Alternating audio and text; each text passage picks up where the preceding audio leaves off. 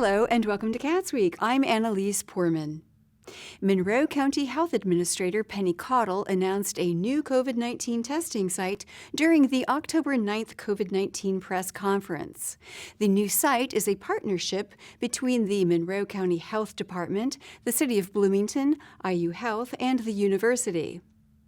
The state came to the local health departments late this summer to offer what really was very small seed money for testing, for a community testing site. And a lot of counties did not do it because it wasn't enough to really cover the costs. And when we brought that to the commissioners and to this group, the commissioners were in right away. And this group was, we need to pursue this. Even if it doesn't work out, we really need to pursue it and make it happen if at all possible. And so we're pleased today to be able to say that those agreements and the details are being worked out, and we are moving forward to bring that testing site. Caudill mentioned that the testing site could perform 200 tests per day and would remain open through June of 2021. Bloomington Mayor John Hamilton said a federal Coronavirus Aid, Relief, and Economic Security Act appropriation would provide the city's portion of funding for the testing center. He mentioned Indiana's positivity rate has increased.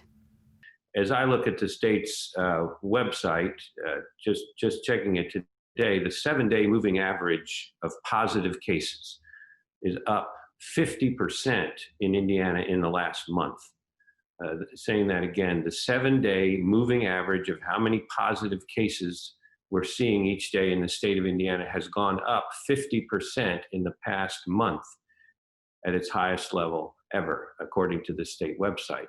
It's been rising since the governor announced his planned changes, including eliminating the mask mandate and other loosening of restrictions. Also during the press conference, Monroe County Emergency Management Director Allison Moore stated that Halloween activities should follow Centers for Disease Control and Prevention guidelines. She mentioned safe locations for children to trick-or-treat. We do have several safe places in the community that are willing to hand out candy, and we have a list of some of those places, and most of those are fire stations that are willing to hand out candy for us, that have been made aware of the CDC guidelines and will be following those. And so if you want to participate in Halloween trick-or-treating and want to go to places that you are assured are going to be following CDC guidelines, you can check that list out on the county homepage, and I will put that in the chat. It is co.monroe.in.us. Indiana University Assistant Vice President of Strategic Partnerships Kirk White reported the fourth week of declining COVID-19 positivity rates. In RPS, in our residence halls, we went from 1.5 down to 1.2%. Greek housing went from 2.1 to 1.6, and off-campus 0.9 to 0.5.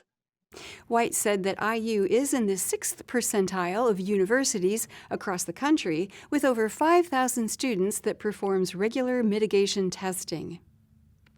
The Bloomington Utilities Service Board approved an amendment to the agreement with Cassidy Electrical Consultants for on-call services. Purchasing manager Cindy Shaw spoke about the request during their October 12th meeting. We currently have an on-call with Cassidy Electric in the amount of $15,000, but services this year have exceeded the norm, so we're asking for an additional $15,000 to the Cassidy Electric on-call, which would bring the total to $30,000.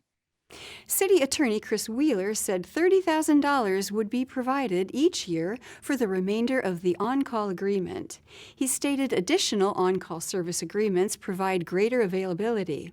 These on-call agreements are to have multiple contractors of multiple disciplines, often the same discipline. So we'll have more than just one electrical contractor available. And then we rotate through those contractors when we have issues at any of the plants where we need somebody to come in at a moment's notice. So it's good to have multiple electrical contractors on hand so that when we need assistance, we can just go through, scroll through and see who's next up and get them called in to come in and do the work. Wheeler mentioned emergency procedure requests are reduced with additional on-call services. The Ellettsville Town Council discussed relocation for the Utilities Maintenance Building during their October 12th meeting. Town Manager Mike Farmer said the current building is no longer suitable.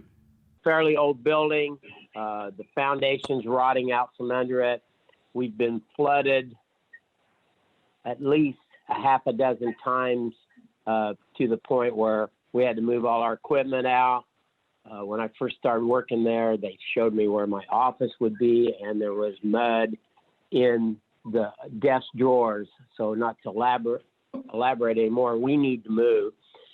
Farmer said land near the town hall could be used for a new utilities department structure and water tank. He questioned where the building should be placed on the land.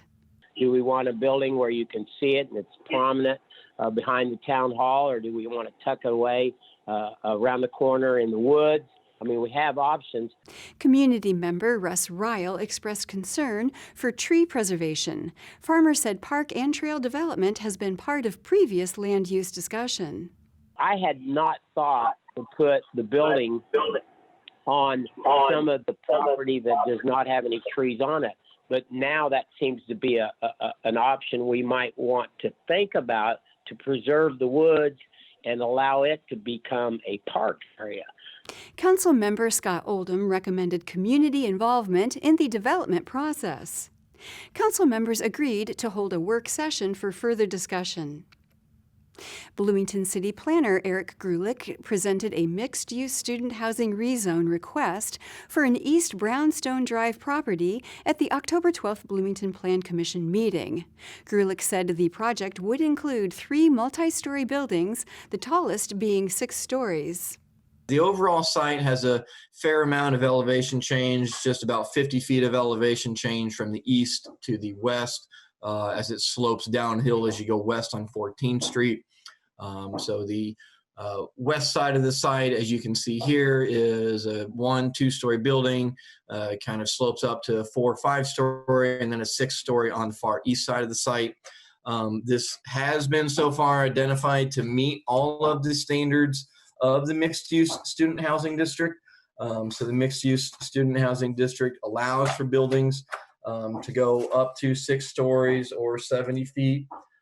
So this would still fall 75 feet, so this would meet all of those requirements. Grulich cited plans for an internal parking garage and 3 drive cuts to 14th Street. He mentioned surrounding zones were listed as residential, high-density, multifamily, and single-family. Grulich said the petitioner would not be allowed a private shuttle. There was a lot of conversation regarding contributions and funding to Bloomington Transit to facilitate a shuttle. The petitioners are not proposing a shuttle with this project, so we're not trying to iron out any of those details, and this condition is not implying that they must make a contribution to Bloomington Transit. It's simply stating that they are not allowed to operate a private shuttle. If the direction starts to go that they want that, then we can have a different conversation. But the condition was simply just to bring to everybody's awareness that a private shuttle is not being approved, and that any future transit desires would need to be coordinated with Bloomington Transit. Neighboring resident Susan Elkins Goldsworthy expressed alarm about additional traffic density. Resident Sarah Alexander presented concerns for pedestrian convenience. She said current crosswalks and bus stops near the proposed site are unsuitable. In order to get to the number 6, to get the outgoing, you have to cross College and Walnut. And as I have complained repeatedly, there is no crossing between 10th and 17th. And if you think Indiana is hard to cross, it's like crossing a freeway. It's a disaster. There's like little stripes on the thing, and I appreciate the stripes, but practically speaking, to cross College and Walnut is a disaster. And so if you wanted to take the inbound bus to campus, that's what you have to do to take the number 6, which would be the logical thing. for me. Grulich clarified a site plan would be discussed in a later meeting. The Plan Commission unanimously approved the rezone request.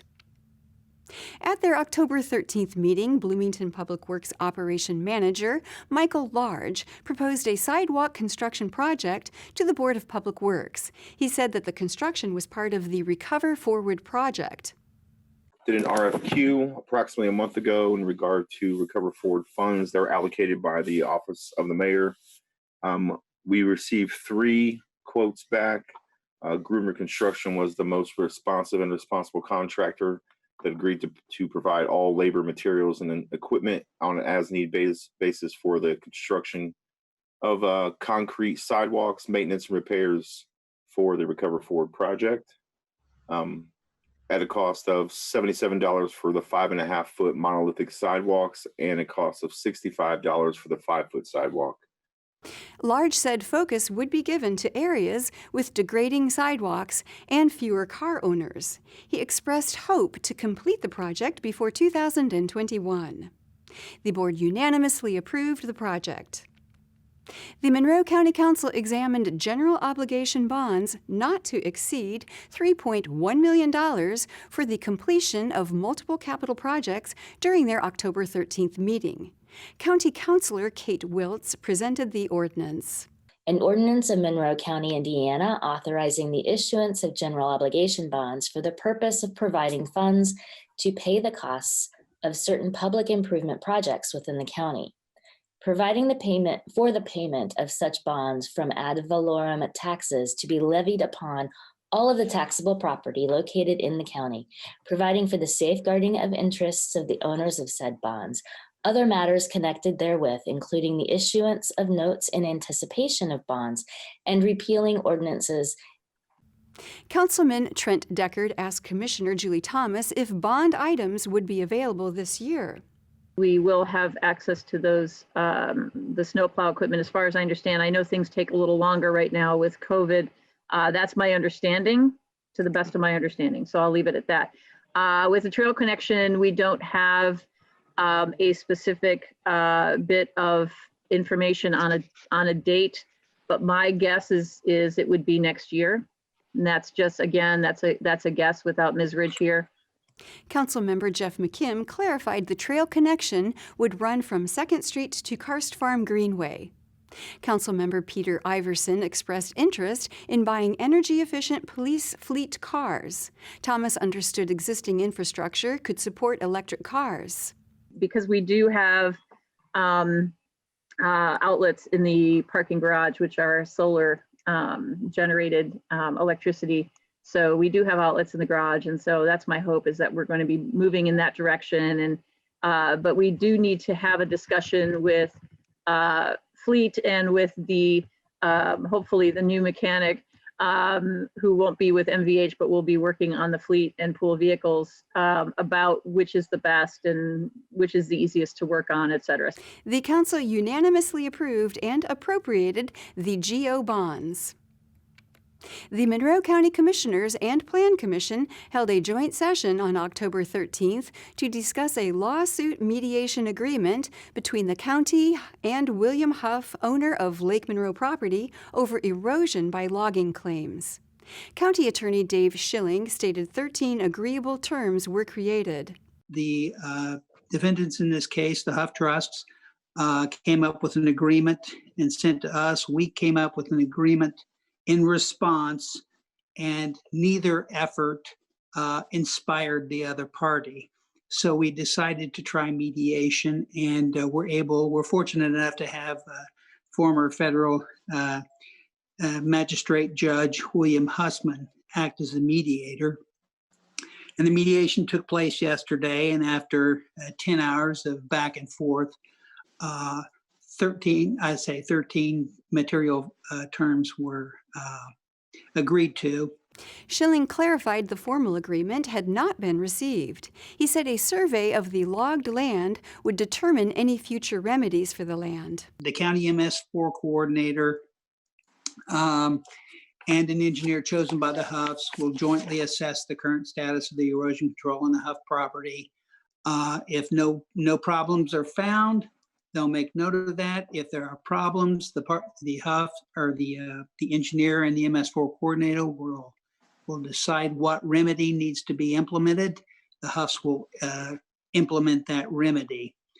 And if there's any disputes regarding the remedy, they'll work with the assistant planning director to resolve that. If that is unable to result in a resolution, then we would go to mediation for that. Schilling said an urban area map would be produced to regulate any future development on the Huff property. He explained the conclusion of the agreement would result in a county statement saying the site does not pose a threat to the water supply and is in compliance with county erosion control requirements. Commissioner Jerry Pittsford questioned Schilling about the Huff's compliance. Was the Huff property actually out of compliance with the county ordinance, Dave? Well, it's the county's position that they were. Okay. And the purpose of this agreement is to, I guess when we went into the mediation, Jerry, the idea is to let go of your positions and focus on your interests. And I think the county's main interest is in, ensuring that adequate erosion control exists on the site. So the provision that you're discussing in number 2 is designed to ensure that the site as it exists on the day of the inspection complies with the ordinance. If it does, then by definition, it should not be a threat to the lake or pose any harm to the drinking water because it satisfies our regulations. Commissioner Tron Enright Randolph expressed concerns with the statement wording. He said unfavorable impact could not be certain. That the site is in compliance with all county erosion control measures, period, and strike, and does not pose a threat to Monroe County watershed supply. We do not know what was done prior to it. I do not like that. I don't think we can definitively state that there was no adverse impact. I'm not going to say it was negative, but I feel like that is kind of opening a can of worms. And the fact that we weren't there at the beginning kind of gives them a monopoly term, get out of jail free card. Community member Sherry Mitchell Brucker questioned Schilling about releasing the statement without any performed water monitoring or tests to determine any water supply threats. Having read the summary, my conclusion was, the county made a mistake. They were wrong, and they're paying money. And if that's not the case, I think that this is not a good action to follow.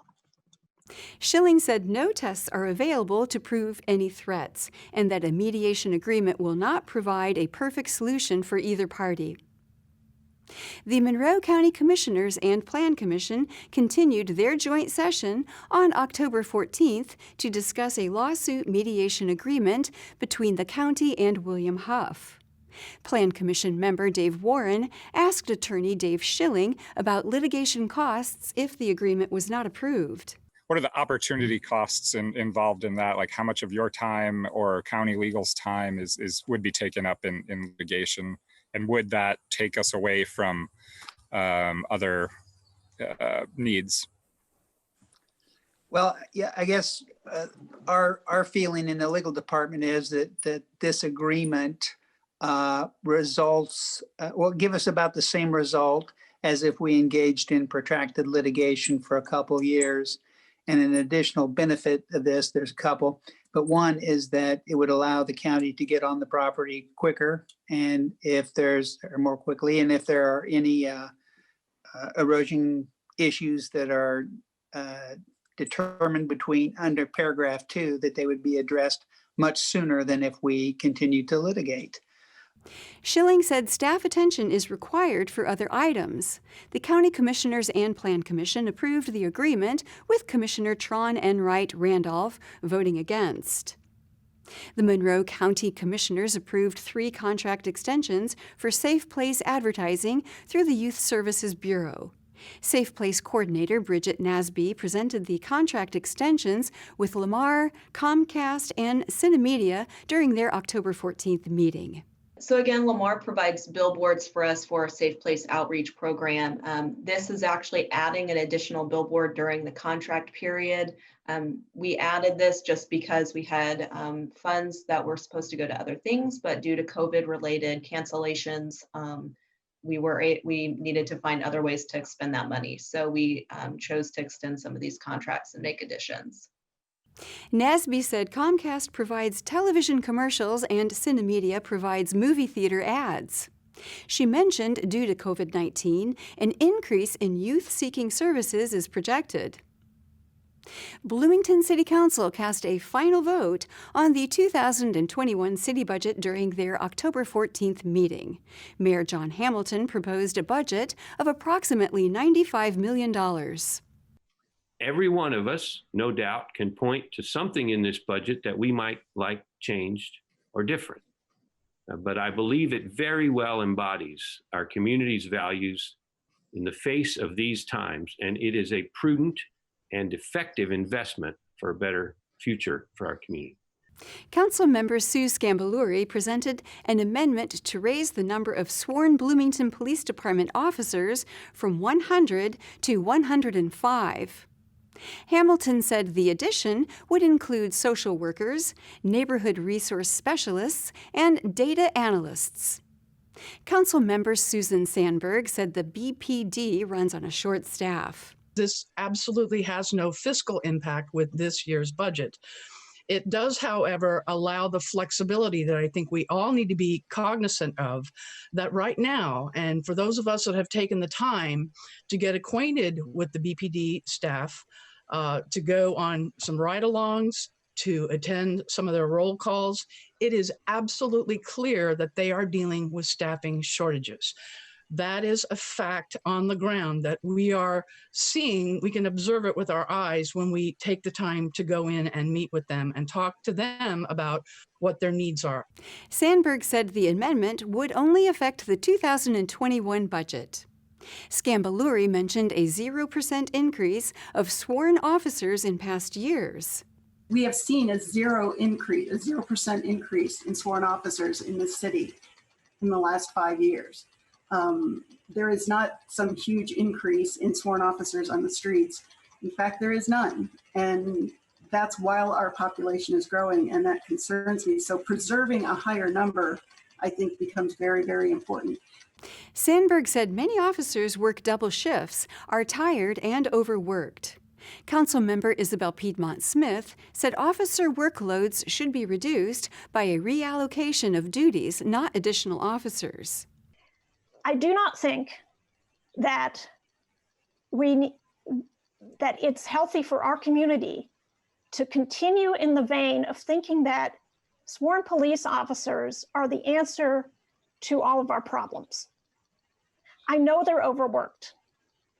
Let us look at ways to reduce their workload, not by hiring more police officers, but by addressing the problems that lead people to call the police, by addressing homelessness, by addressing poverty, by addressing mental health and addiction issues. The amendment was approved and the council voted in favor of the overall budget, with Councilmember Matt Flaherty voting against the legislation. And that is all for Cats Week. Thank you for joining us. For Cats and WFHB, I'm Annalise Poorman.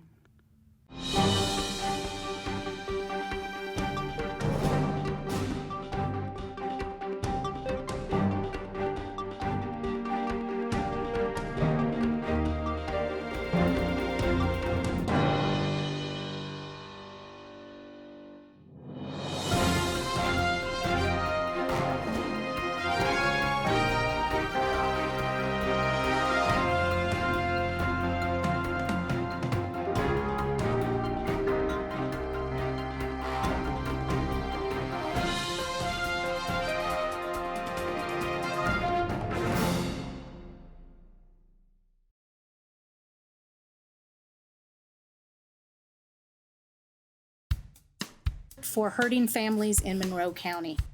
A contribution to children who are vulnerable and in need of an advocate.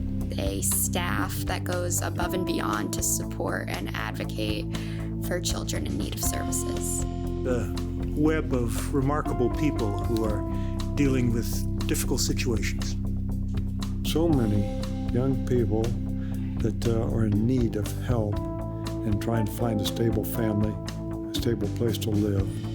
Without the CASAs to make that happen, many of them would be unable to find a good home. I love being that voice for the child who can't speak for themselves in court. It takes me out of my comfort zone, and it also helps others. CASA means supporting our community. Being a CASA is making sure that your village is healthy and whole, and that the children in your village will someday be able to help the village as well. A child who doesn't have a voice, maybe in their family situation or a school situation, now has a voice that can advocate for them. I really enjoy working with children that are going through difficult times and letting them know that I care about their future. We are privileged with our charge of representing the best interest of children.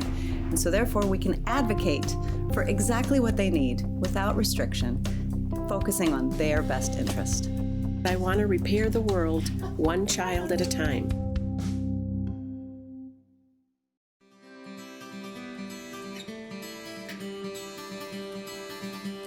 Do you know that thousands of children go without school supplies every day? Teachers Warehouse is a 100% volunteer-powered organization. We service the educational and creative needs of students in Monroe, Brown, Greene, Lawrence, and Owen counties by distributing school supplies free to the teachers. Teachers Warehouse is composed of 7 rooms filled with books, pencils, paper, and even tools to motivate students. If it's in a classroom, we'll supply it. To donate new or gently used school supplies or volunteer, give us a call at 812-929-7522 or email us at contact@teacherswarehouse.net.